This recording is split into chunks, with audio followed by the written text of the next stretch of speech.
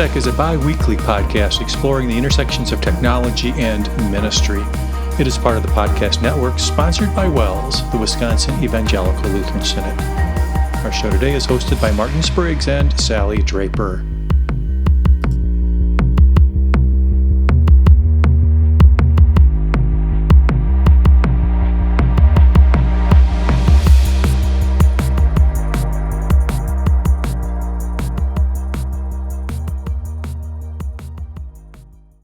Welcome back to WELSTech, everybody. This is episode number 732, recorded on August 29th. That's a Thursday in the year 2024.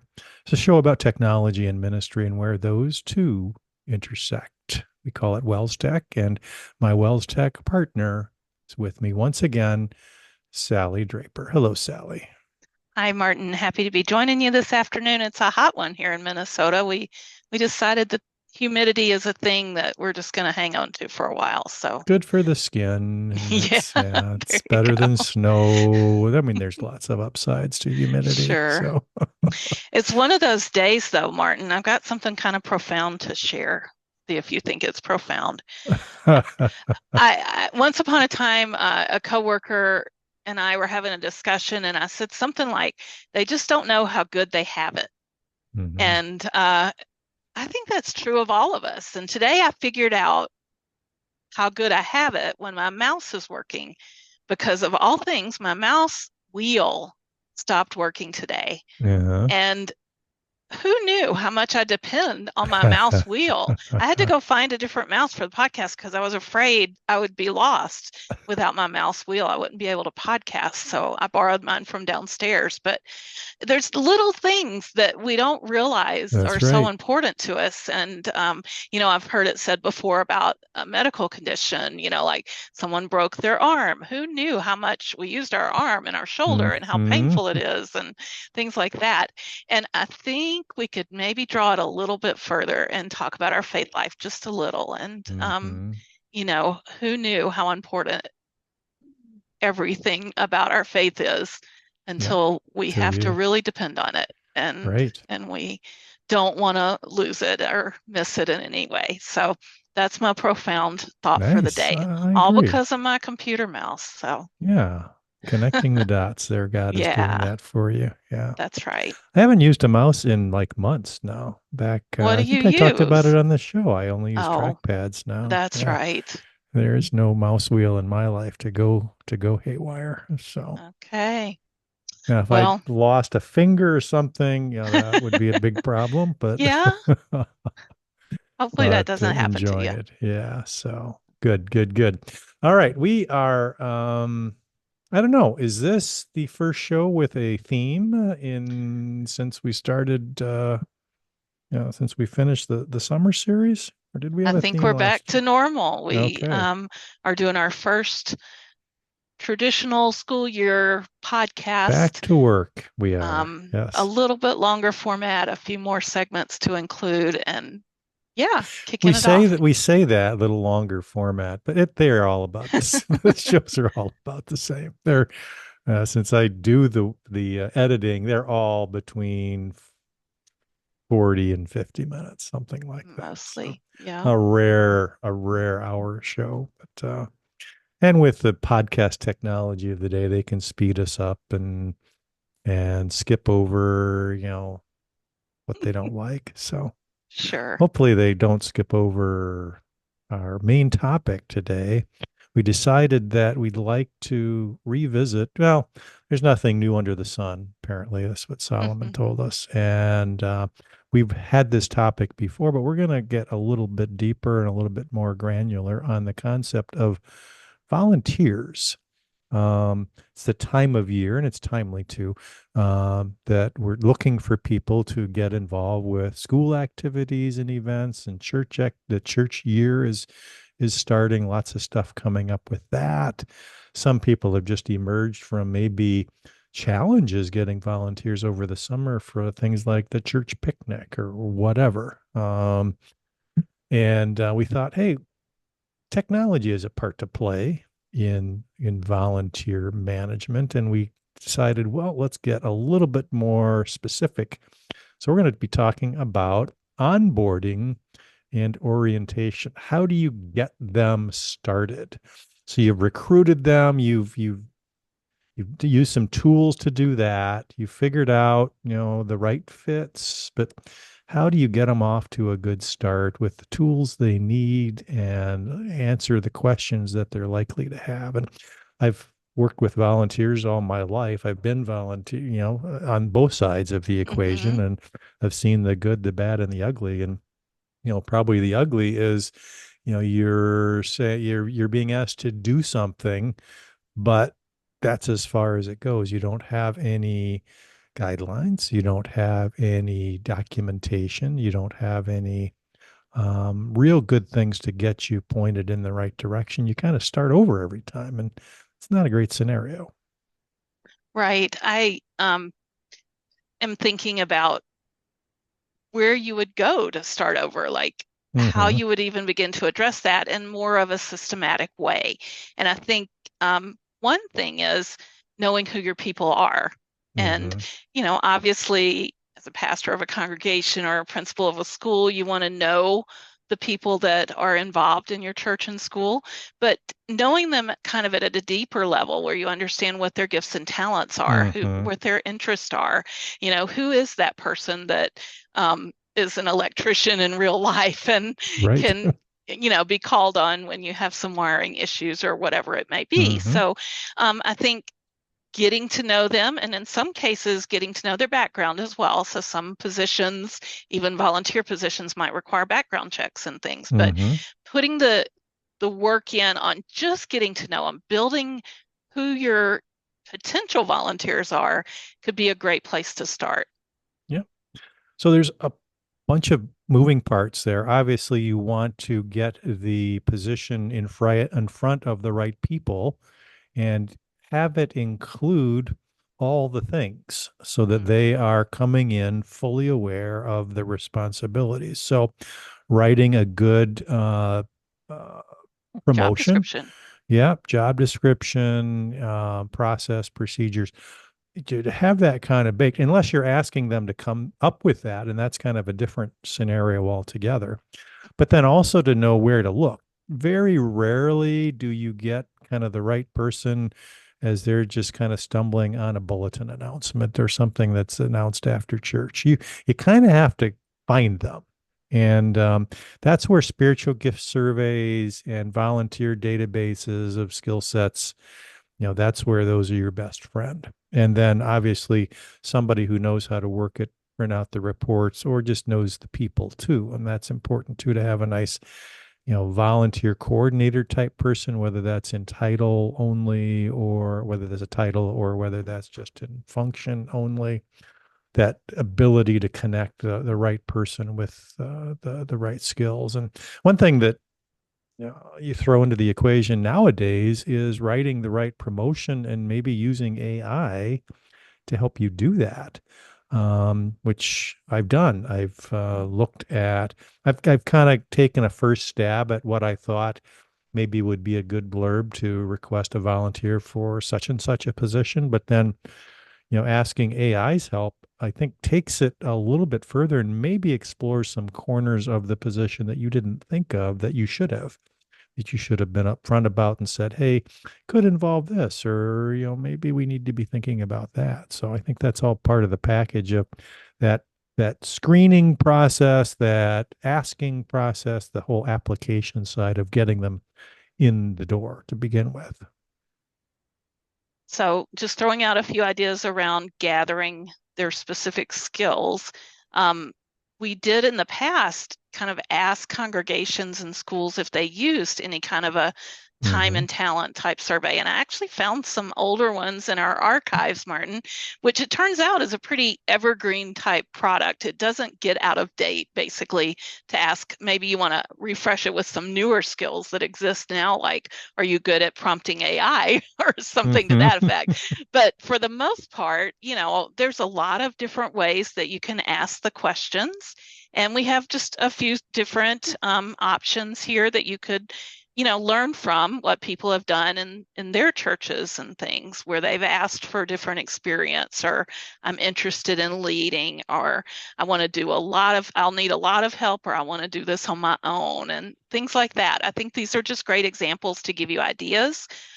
Wells also has a spiritual growth discovery tool that's an online tool where you can have people answer questions and kind of get an evaluation of where their strengths and weaknesses are, where their interests lie, and that kind of thing. So we'll throw Hmm. links in the show notes to these different spiritual growth discovery tools that are out there.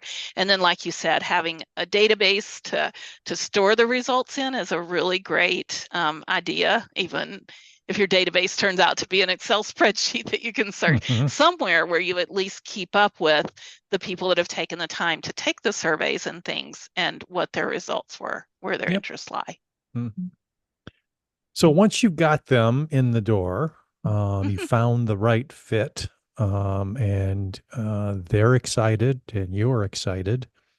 Um, then I think the next big step, important step, is the training and orientation side. And what materials, what tools have you or can you put together that will get them up to speed so that they can hit the ground running, get a better understanding of what the requirements are, and give them the tools to be successful. And there's technology tools that will help you do that, online training modules, training videos, multimedia resources, PowerPoints, all that stuff. So, and it will depend, of course, on what it is you're asking them to do. But I think in almost every case, something that is um, pre-existing or something that they can get their hands on, that they can refer to, super helpful. I think, I'm thinking of, let's say you're looking for somebody to manage your Bible information class process. So you're looking for, the recruiting tools and to document what courses have been taken. And depending on the complexity, you know, showing somebody how that database works and where to track this and where to record this. And, maybe that is a screencast, walking them through this is what happens when you do this, or just maybe your database administrator who's supposed to keep up with all the ministrations, all the things that go on within a church, baptisms and weddings and receiving new members and transferring members. That gets pretty complicated. So good documentation, whether that's written and or maybe um, screencasts, super helpful that they can go back and refer to and say, I forgot how to do that. I don't do that very often. Are there any things that are going to help me with that? And there you have it. You've got it. You've provided that for them. I've got a great example. Your counters each week. So Hmm. they have to interact, like you said, with the database probably to input the offerings and things. And I remember in one congregation, we had written documentation, it had screenshots of the different screens, and people still struggled to do the software correctly to put the Hmm. information in. And so the screencast was the answer to that issue. When we recorded a little 3-minute video walking through the process that they could click and watch every single time they had to count, then that kind of shut down the problems, and the documentation was super key. You have to keep in mind that your volunteers are also often on a schedule and they don't do it every single week or every single day like you interact with, Hmm. whatever tools it is that they're going to be using. So a little refresher is can go a long way in providing that online training initially, obviously in the onboarding, but also available if they need to reference it. Yeah. And So, you can think of this for all kinds of things, church greeters, for instance, and those mm-hmm, kinds of things. Just some don't have to interesting. be technology related, but there's different things that everybody who has a volunteer position needs to know. Right. I have a couple of links to share in the show notes, just timely things that landed in my inbox this week. One is welcome to the team email series. So if you're just Mm, onboarding someone, nice. just some ideas that you can use of how to write to them, and kind of topics that they might be interested in, who to contact if you have questions, that kind of thing. Who's your buddy that we're going to pair you with for the Hmm. first few weeks or whatever. So just some good verbiage that you can read and modify as needed. This comes from a group called Serve HQ, which I wasn't familiar with them. It's at servehq.church, and it looks like most of their content is a subscription to video training series. So just like you said, there's lots of different trainings and things that are available out there, but they do have some free volunteer training resources, which I thought were really well done. Obviously, you want to vet them yourself. There's nothing super technical or difficult about them. They're only like 2-minute videos at the most, but they have just making a good first impression, be mindful of these things and make sure you avoid these 7 pitfalls. And Hmm. so in about 6 minutes, you could even sit and watch it with them. They learned, how to greet people and not to ask too difficult of questions. And one of the pitfalls was just to always have good breath. Maybe you wouldn't want to say that to your new That'd greeter. be a pitfall you have to avoid. Yeah. But this person is willing to say it in the video and the message gets across. A good reminder. So maybe you want to check these out. Another one I thought that was really interesting, Martin, was a free series on security training. And that's probably something that we don't really like to think Hmm. about so much, but preparing for and preventing crisis events and youth and children volunteers. So there's different things to consider there. Again, just a couple of little 2-minute videos for you to walk through on the topics. There's crisis techniques for greeters. So lots of different Nice. ideas here. And again, you'd want to vet them yourself, but I think why not take advantage of some of the free resources for Yeah. orienting your What's the volunteers? pricing on that? I'm just curious. Is Um, it apparent? yeah, so with all the custom courses they have, $41 a month for Okay. covering 50 volunteers. So Yeah, interesting. It'd be yeah, interesting to look at what they have to offer. They're definitely and they do have focused on church volunteers. Yeah. mhm, they do have a 14-day free trial. There you So go. you could check it Okay. out. Interestingly, for me at least, it's the first .church domain that I had Yeah, gone yeah, to. I yeah. wasn't super familiar with the fact that .church was out there, and maybe that's something we want to look into and get for our own congregation or whatever. So Hmm. anyway, lots of things to learn about out there. Um, I'll make mention now that we'll also include a link in the show notes to a blog post. It's from a Vlogistics. Logistics. There you Yes. go, rolls right off the Volunteer tongue. logistics. They've And they melded the have two together. they have an article on why you need a volunteer onboarding process. So that might be a good way to kind of wrap up all the different thoughts we've been sharing about onboarding is to just review that article and see how they describe the process as well. Nice.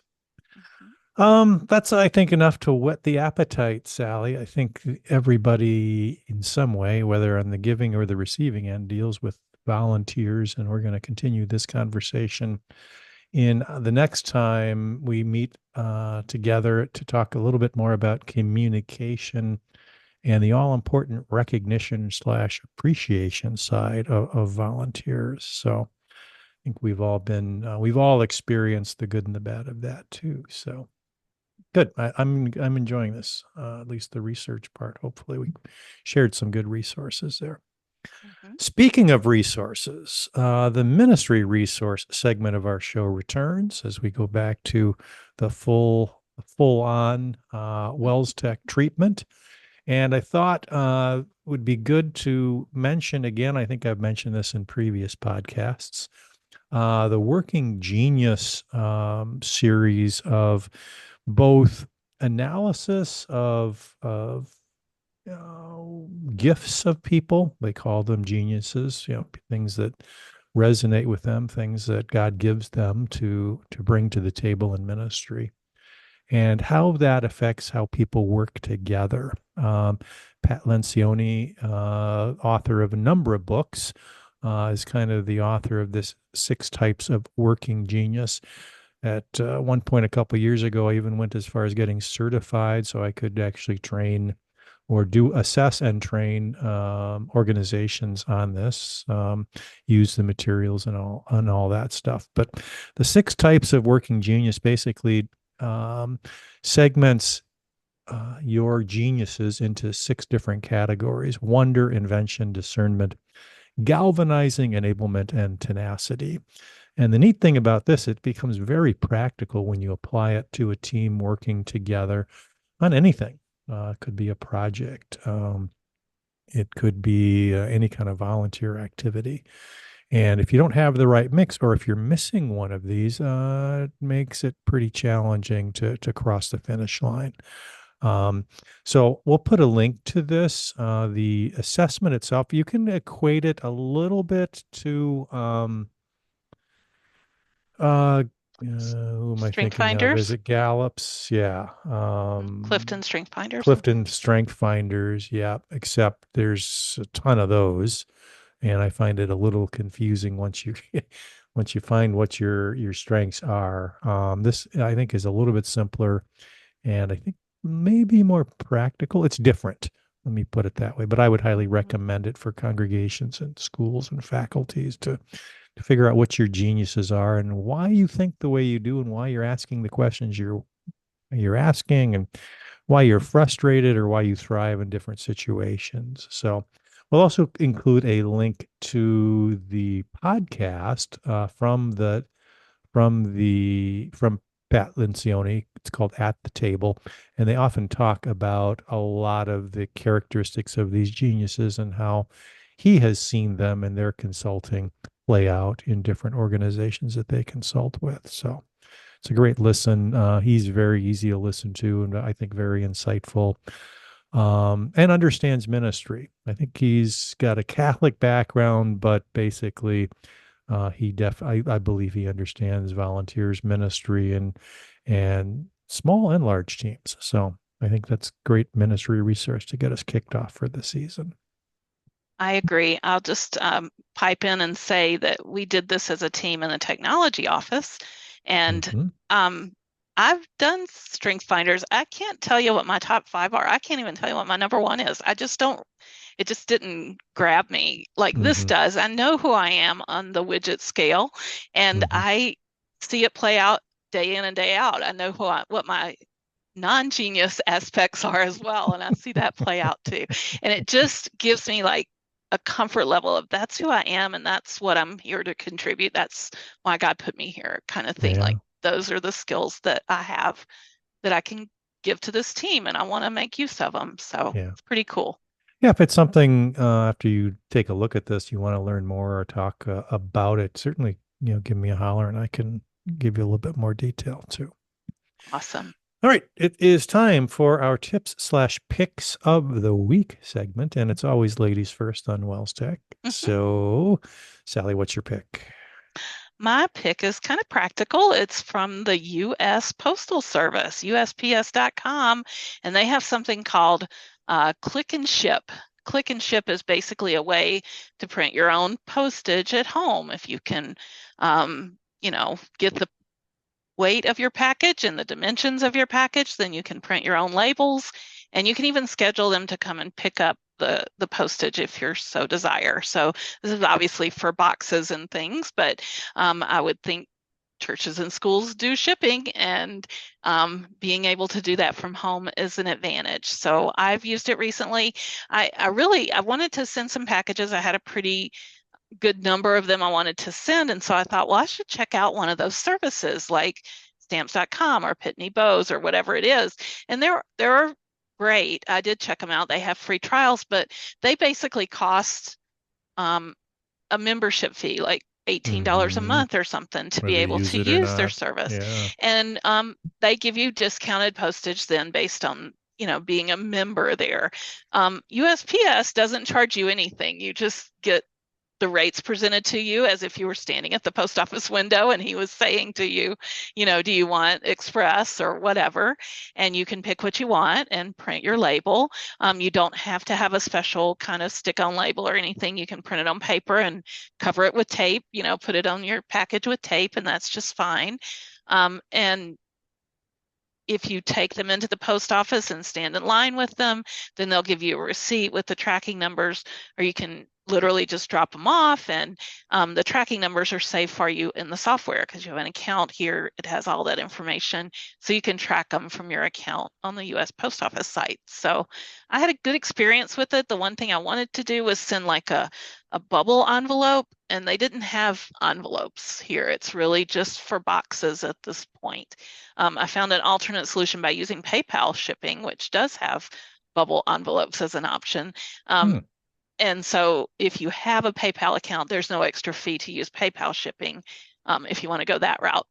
And, you know, use it for everything. You can use it for boxes as well. But I thought this USPS click and ship was pretty well done. The software that you interact with is reasonable. I'm always kind of evaluating things like this could be done a little bit better, Uh-huh.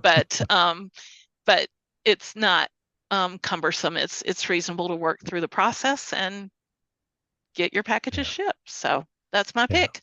Like most government sites, I'm sure it's not flashy, but hopefully functional. Right. Right. You got it. Very nice. Good. I don't think I've tried that. Back in the day, stamps.com, I tried that for a little bit. And that was one of those where you needed to subscribe. And then Right. ultimately you got a monthly. And if you don't use it, then you've wasted it. So Mm-hmm. Exactly. anyway, good pick. Like it. My pick kind of ties back to what we were talking about with communicating or training or onboarding volunteers, and that is a good screencasting tool, and that's Loom.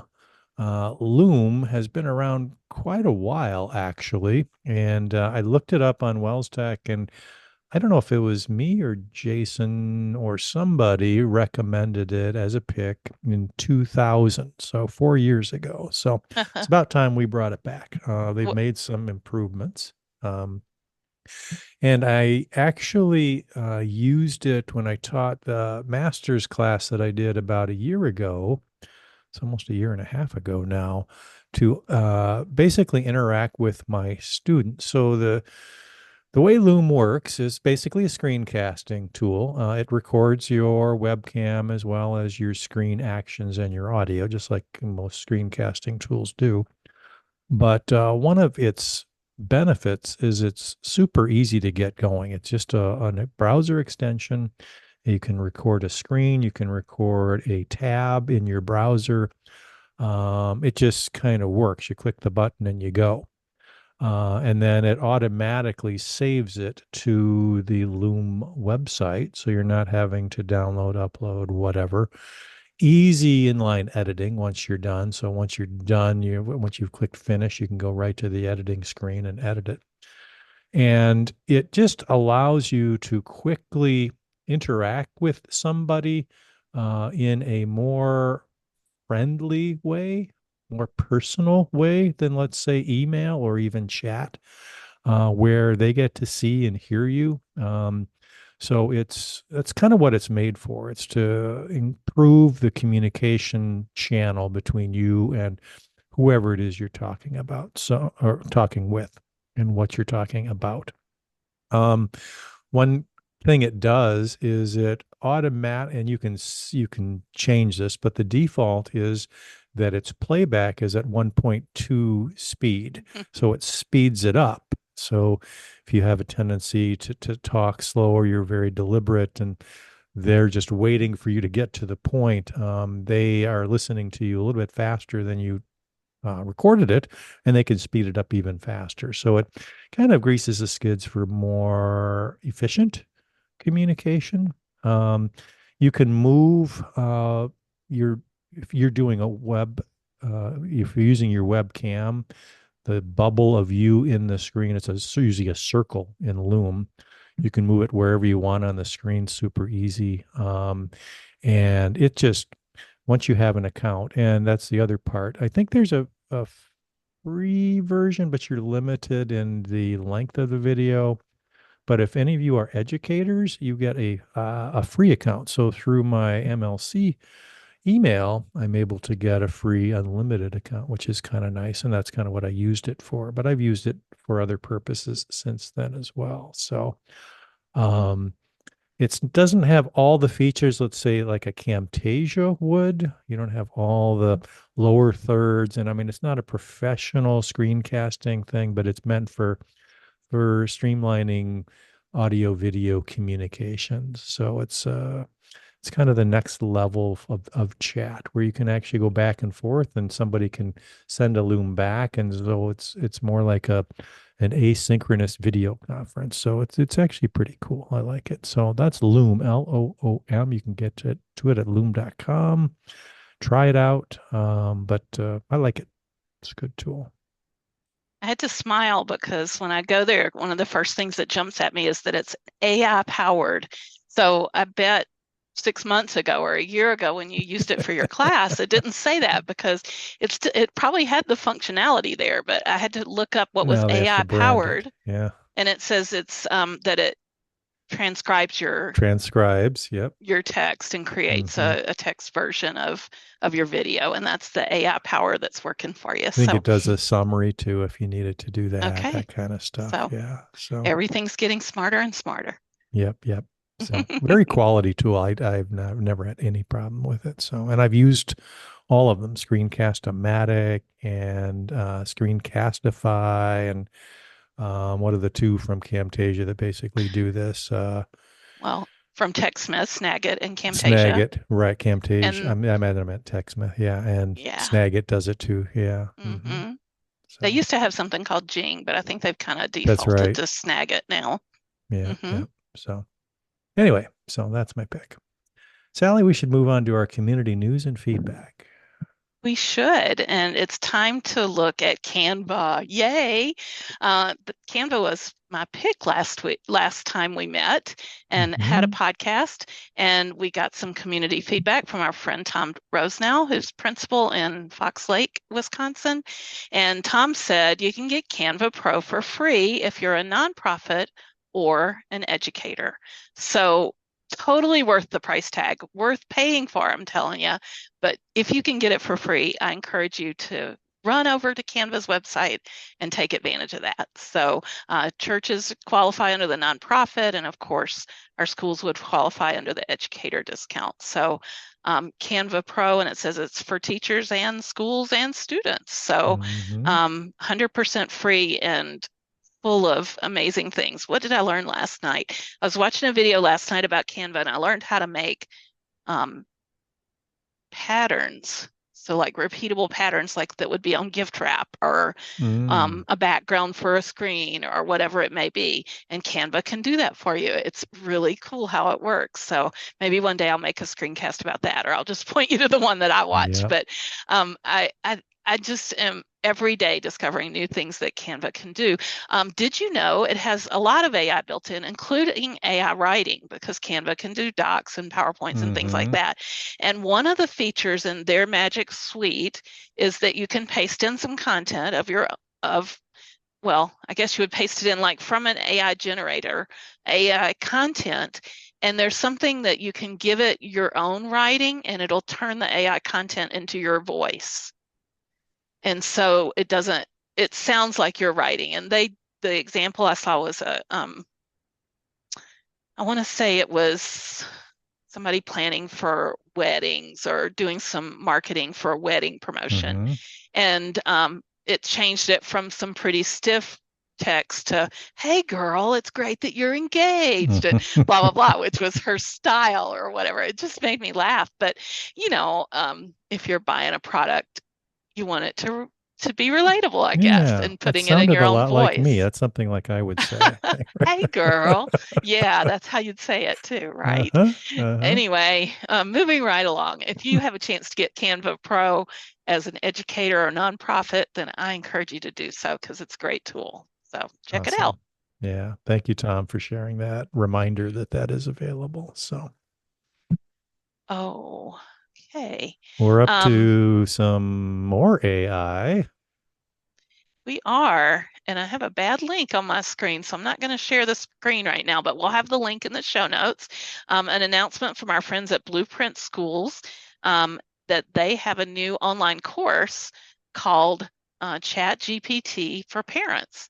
what a concept that parents would want to understand AI, especially as their students Hmm. maybe are beginning to use it in school situations and they're just trying to figure out if it's good or bad or ugly or should be used or how it could help them or whatever it may be. So, a new course, I want to say the price tag was around $29.99. I just don't have it up on my screen like I thought I did. So, it's And that's done by Ryan Kirchhoff, Ryan, right? right? And trying to get there. And so it's online videos and supporting documents and things for parents who might be interested in learning more about AI and their students. So I am almost there and I'm going to share my screen now. Thanks for being patient. Maybe you weren't too patient. Maybe that was the 1.5 speed that they used right there, Martin. Chat GPT for parents using AI to support and enhance your child's education. So just trying to get past any anxiety parents might have about it and look at how it can help with homework, how you can um, help prepare your students for using AI in the future. So sounds like a great course. It's got several different components and videos and things to support that. So even standardized test prep is covered, Oh, ethics, help with writing, help with learning, all those different topics covered in this course that Ryan has put together. So if you're interested, we will definitely have the link in the show notes and you can check it out further or share it with the parents, perhaps in your school newsletter, whatever it may be. So, new from nice. Blueprint Schools. Okay. Speaking of ChatGPT and AI, want to share with everybody that we, WELSTech, will be sponsoring what we're calling the WELSTech AI Summit. We felt that it was long overdue, maybe, to get some people together to talk about AI in the Synod in Wells, what its place is, what its practice should be. And this would be on many ministry levels or dimensions. As a pastor, as a teacher, as a church leader, where does AI fit in your ministry? And this summit is meant to bring together people both who have experience with AI and ministry, or one or the other, get those people talking and determine what we should be doing as a synod to help our churches and schools and individuals with the place of AI in our ministries. So this is by invitation only. It's going to be taking place February 21st to 23rd. We have been graciously invited to Doral, Florida, Divine Savior Lutheran, to hold the event. So, Florida in February is actually a nice place to be. Doral is down by Miami. WELSTech will be there, and we're hoping maybe 20 to 25 people ish. So a small, intimate group. We've got a web page that we'll put in the show notes that you can read more about it. But what we're looking for right now are people to nominate to attend. Like I said, it's invitation only. So we want to be very specific about the skill sets that are brought and the areas that are represented. So we want some kind of control. So it's not a regular conference, but it is a summit. If you know of people or you feel that you would bring value to that conversation, and certainly don't hesitate to nominate yourself. But emailing me is the way to be considered to get on that list. We are providing a $1,500 stipend or something to cover costs to get you down there. It's not free to get down there, of course, and stay down there. But this is a Friday, Saturday, Sunday deal. We'll start Friday night, all day Saturday, and then Sunday we'll worship together, and then Sunday afternoon we'll meet as well. So it is a time commitment in February. But again, we will look forward to your nominations and spread the word about this too. Again, the link will be in the show notes, and we will. Well, I can give it to you here. Is this a URL we're going to be using, Sally? I think we I believe can. so, yes. Wellstech.wells.net/AI-summit. Wellstech.wells.net AI dash summit. So if you want to go there, you can get all the deets, as the kids say, and figure out if this is something that you might be interested in, or you know somebody who would be the perfect fit for this group to get together. So that's exciting. I'm really looking forward to doing this, and what comes out of this. Who knows? Is it other working groups? Is it other social gatherings? Is it guidance? What is it? Not sure. This is uncharted territory, but we're definitely going to have the summit. Very excited. And I keep learning more and more and finding out how AI can help me in so many ways. So I'm looking forward to the collective knowledge, you know, Mm-hmm. focused in this one area of ministry and good things coming out of it. Yeah, looking for smarter people than we are to talk about this stuff and That's right. figure it out. So that's why we do it. All right, that's going to about do it for this week's show, Sally. Thanks for your time and energy that you bring to the show in each and every time. And again, next time we're going to continue talking about volunteer training and communicating and recognition and appreciation, all that good stuff. So please come back and join us then. In the meantime, go to wellstech.wells.net and you can see our show notes and contribute or ask questions. You can also engage with us by sending an email, wellstech@wells.net. We'd love to hear your feedback on the topic that we're on, or suggestions for future ones, or people we should be interviewing about any of these topics as well. So take advantage of that, and we will talk to you next time. Bye bye.